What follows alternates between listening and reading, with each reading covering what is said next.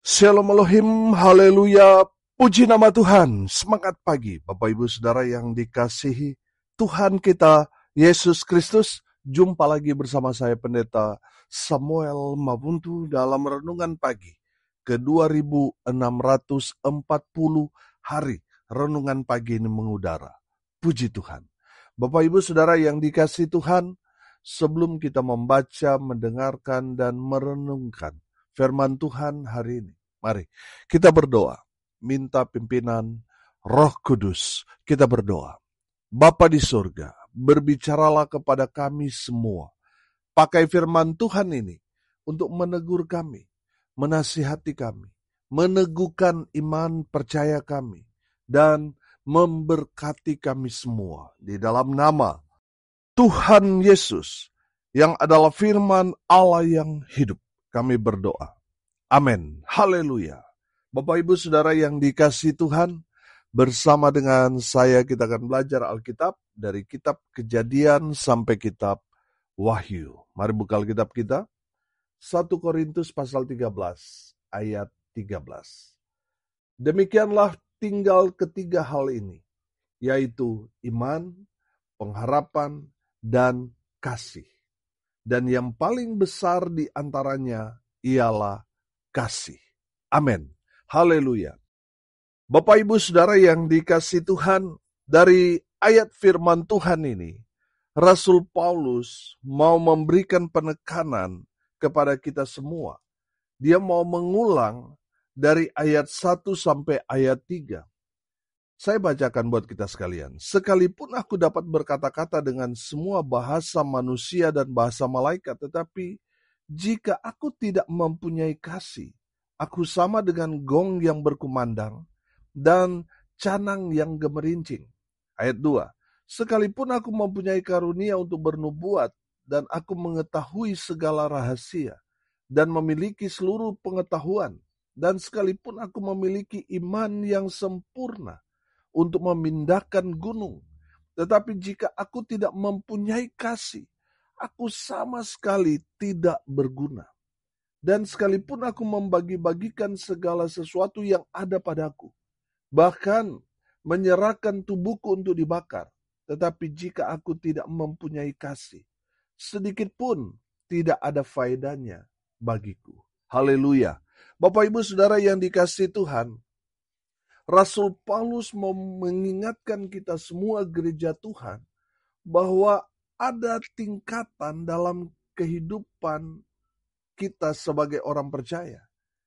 Iman ketika kita percaya kepada Tuhan Yesus. Dan setelah itu ada pengharapan di mana kita menantikan kedatangan Tuhan. Kita menantikan hari di mana Tuhan mengangkat kita semua orang-orang yang percaya. Kita semua diselamatkan. Itulah pengharapan kita. Amin. Saudara yang dikasihi Tuhan, Rasul Paulus mau memberikan pemahaman kepada kita semua bahwa kasih adalah yang paling utama dari ketiga hal ini. Iman, pengharapan, dan kasih. Kasih yang dapat porsi lebih besar daripada iman dan pengharapan. Saudara perhatikan, iman ini kan bicara tentang hubungan kita dengan Tuhan. Amin. Pengharapan ini bicara tentang keyakinan kita. Tapi kalau kita tidak punya kasih, kata firman Tuhan ini, sedikit pun tidak ada faedahnya, tidak ada gunanya, alias sia-sia hidup kita. Saudara dengar ini baik-baik. Pengakuan kita memiliki hubungan pribadi dengan Tuhan, itu kan hanya pengakuan pribadi kita. Saudara yang dikasihi Tuhan, ada banyak orang seperti ini. Model orang Farisi. Yang mau kelihatan rohani, tetapi apa yang terjadi dengan hidup mereka? Mereka tidak punya kasih. Mereka tidak mau peduli dengan sesama mereka.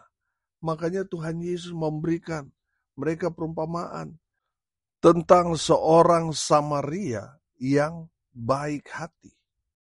Tuhan Yesus menceritakan ada seorang pria yang diserang dan dirampok di jalan dari Yerusalem ke Yeriko.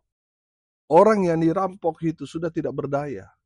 sudah gawat, sudah parah, dia tidak bisa apa-apa.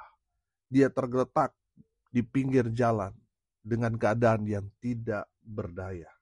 Kemudian lewat dua pemuka agama, seorang imam yang lewat, dia melihat orang yang sudah tidak berdaya itu ada di pinggir jalan, tetapi dia hanya lewat saja. Tidak ada kegerakan dalam hatinya untuk menolong orang yang tak berdaya itu. Begitu juga dengan seorang Lewi. Seorang Lewi yang melintas di jalan itu melihat orang yang sudah terkapar tak berdaya itu. Tetapi dia melewati. Dia tidak tergerak untuk menolong orang yang sudah terkapar tak berdaya itu. Kemudian yang lewat orang Samaria. Orang Samaria pada masa itu dibenci oleh orang-orang Yahudi. Justru orang Samaria ini yang berhenti. Dia yang mengobati luka orang yang dirampok tadi, yang terkapar tak berdaya itu, dan membawanya ke penginapan. Bahkan membayar semua biaya selama dia dirawat tinggal di penginapan itu. Amin. Tuhan Yesus bertanya, siapakah orang yang mengasihi sesamanya? Sudah pasti orang Samaria ini. Saudara perhatikan, yang pertama lewat seorang imam, seorang pemuka agama yang memimpin ibadah. Kalau saya bisa katakan, ini seorang pendeta, seorang hamba Tuhan.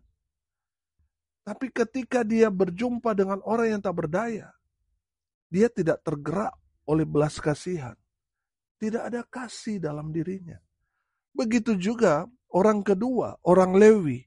Orang Lewi ini siapa? Orang-orang yang sudah melayani Tuhan.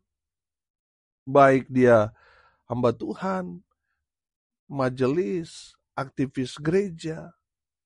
Mereka hanya lewat saja. Saudara yang dikasihi Tuhan, dengar ini baik-baik. Ada berapa banyak orang Kristen yang masa bodoh, sama seperti Imam dan Lewi ini. Ketika berhadapan dengan orang yang sedang ada dalam pergumulan, dia masa bodoh. Dia tidak tergerak hatinya untuk menolong, membantu.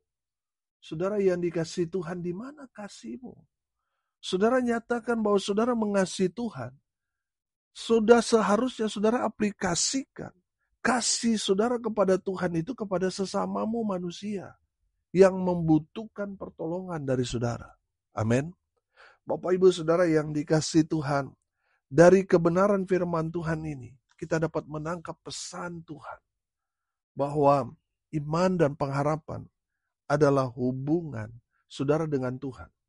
Tapi ingat, Tuhan juga mau melihat buah dari saudara. Buah yang harus kita hasilkan apa? Kita aplikasikan kasih kita kepada Tuhan, kepada sesama kita manusia. Amin.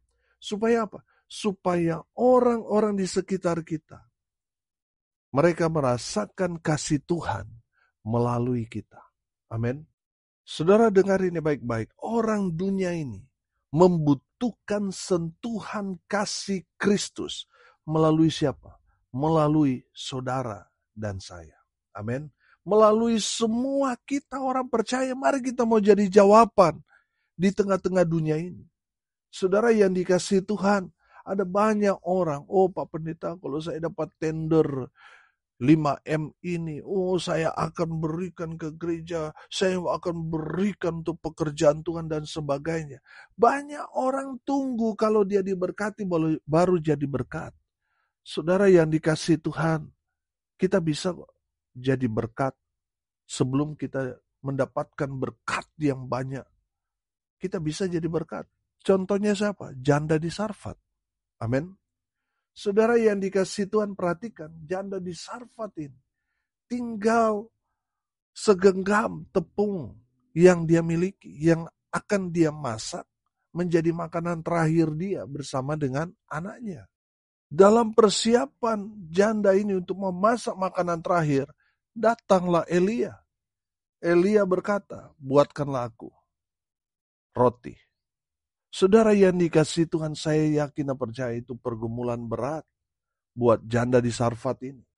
Saya yakin kalau janda di Sarfat ini, saudara dan saya, wah ini kita pasti akan bergumul dengan berat untuk memberi kepada Elisa sepenggal roti, betul? Karena kita merasa kita juga butuh ini pendeta. Jadi gak mungkin kita mau kasih ke orang lain. Saudara, perhatikan apa yang dilakukan janda ini. Dia berpikir, sebentar lagi saya akan mati. Tapi minimal saya berbuat baik kepada hamba Tuhan. Orang-orang Yahudi berpikir seperti ini, saudara. Kalau mereka lakukan untuk hamba Tuhan, itu sama seperti mereka lakukan untuk Tuhan. Amin. Bapak Ibu Saudara yang dikasihi Tuhan, janda di Sarfat ini, dia memberi roti kepada Elia, hamba Tuhan. Dan apa yang terjadi? Saudara yang dikasihi Tuhan, janda di Sarfat dan anaknya terpelihara, diberkati Tuhan dengan luar biasa. Karena apa? Karena pemberian mereka kepada Elia, hamba Tuhan. Oh haleluya. Saudara jangan tunggu diberkati dulu baru jadi berkat. Kita bisa kok sama seperti dengan janda di Sarfat ini. Walaupun belum diberkati secara finansial, tapi kita bisa jadi berkat bagi pekerjaan Tuhan, bagi hamba Tuhan. Amin. Saya yakin dan percaya saudara, ketika kita melakukan sama seperti janda di Sarfat, maka berkat surga terbuka buat saudara dan saya. Amin. Haleluya. Bapak Ibu Saudara yang dikasihi Tuhan, yang paling penting di sini adalah kasih. Ada banyak orang saudara, sama seperti Imam dan juga Lewi tadi, dalam Injil Lukas tadi, yang tidak tergerak, sudah ada di ring satu dalam pelayanan, tapi tidak tergerak belas kasihan.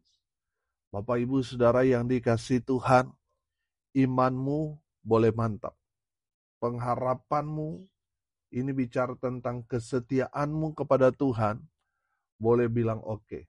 Tapi kalau saudara tidak punya kasih, tidak ada artinya. Saudara, selalu saya bilang, kasih adalah salib. Hubungan saudara dengan Tuhan, vertikal dari bawah ke atas, dari atas ke bawah. Ini kasih kita kepada Tuhan.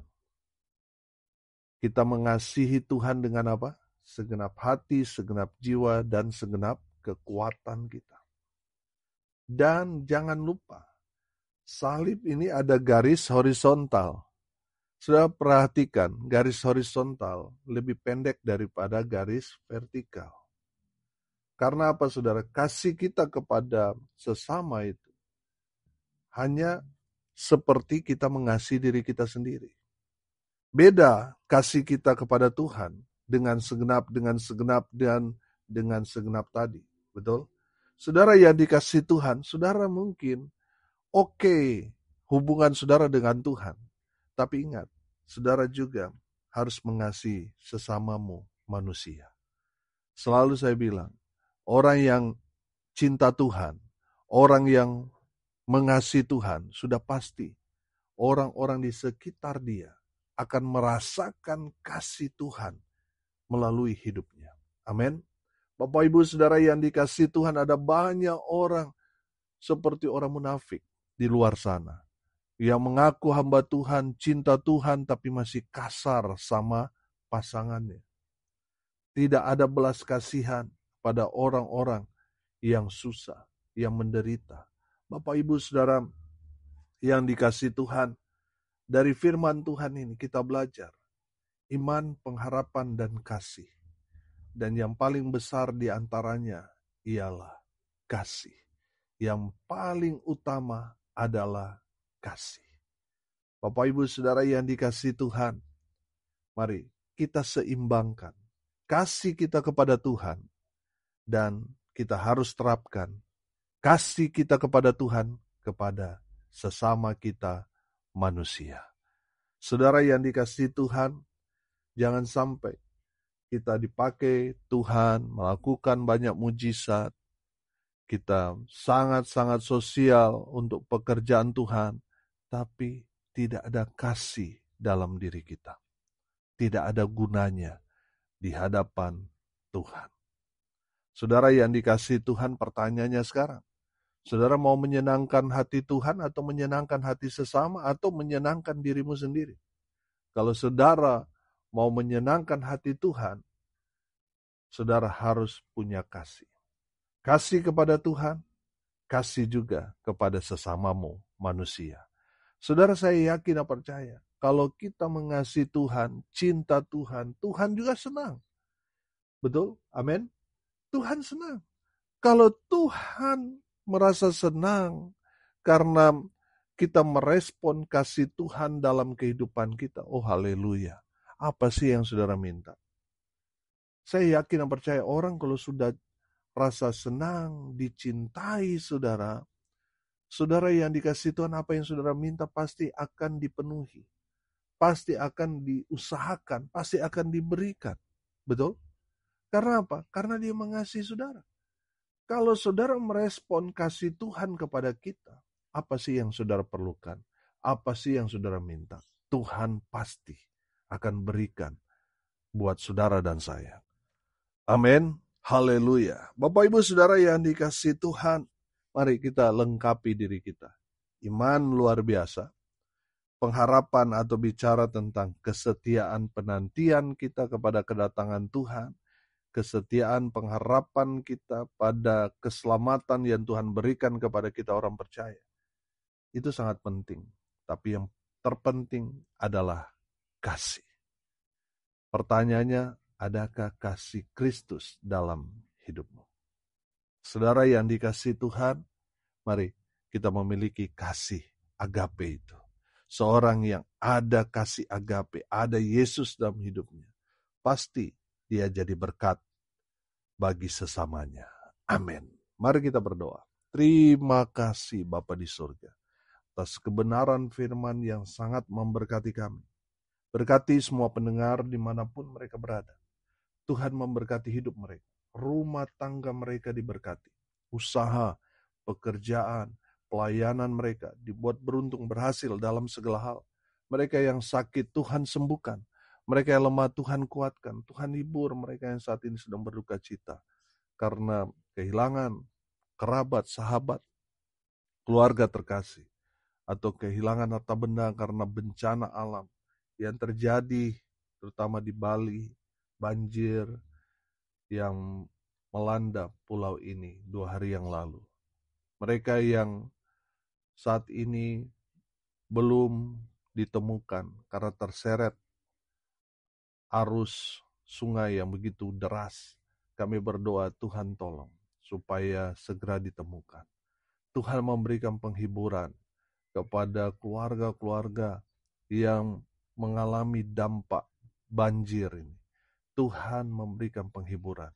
Tuhan memberkati pemerintah Pulau Bali sehingga menjadi saluran berkat buat mereka yang terdampak langsung banjir ini. Hamba berdoa di dalam nama Tuhan Yesus. Biarlah Tuhan memulihkan keadaan Pulau Bali. Tuhan pulihkan. Biarlah melalui kejadian ini banyak orang datang cari Tuhan Yesus. Dan mereka ditolong dan diselamatkan. Di dalam nama Tuhan Yesus, hamba berdoa biarlah Tuhan memberkati pulau ini, Indonesia, dan kami semua yang mendengarkan firman Tuhan ini, semua kami diberkati. Bapak Ibu Saudara yang dikasihi Tuhan, arahkanlah hatimu kepada Tuhan dan terimalah berkat dari Tuhan Yesus. Tuhan memberkati engkau dan melindungi engkau. Tuhan menyinari engkau dengan wajah-Nya dan memberi engkau kasih karunia. Tuhan menghadapkan wajah-Nya kepadamu dan memberi engkau damai sejahtera di dalam nama Tuhan Yesus, sumber dari segala berkat. Bapak Ibu Saudara yang percaya, diberkati Tuhan, katakan amin. Puji Tuhan. Bapak Ibu Saudara yang dikasihi Tuhan, kalau saudara merasa diberkati melalui renungan pagi ini, bagikan juga kepada saudara-saudara yang lain, supaya mereka juga diberkati, karena untuk itulah kita dipanggil, untuk jadi berkat. Salam kasih dari Bali, saya Pendeta Samuel Mawuntu. Sampai jumpa besok pagi, Tuhan Yesus memberkati kita semua. Haleluya!